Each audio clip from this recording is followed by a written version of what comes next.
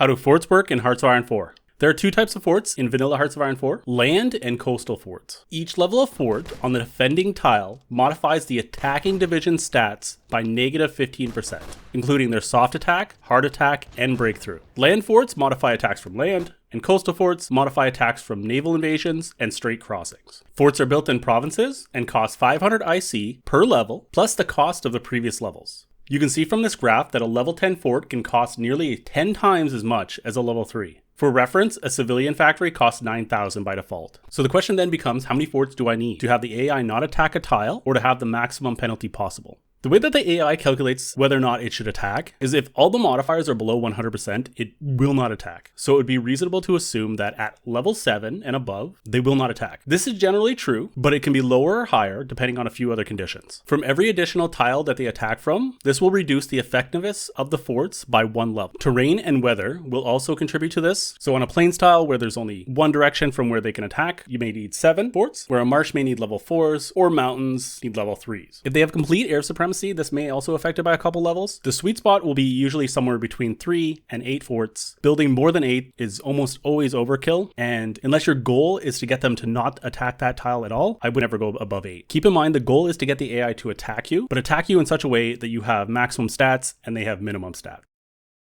With naval invasions, they only ever come from one direction, and you cannot reduce the fort penalty by attacking from an adjacent tile. Engineer and the Fort Buster trait for generals give you access to siege artillery. This will give you a bonus to combat against forts. It'll also increase the damage to the fort from combat. The first 2 levels of engineer companies reduce that penalty by 10%. Artillery, heavy tanks, and flame tanks can also affect this modifier. In addition to all of that, bombing with tactical or strategic bombers can also temporarily reduce the fort level.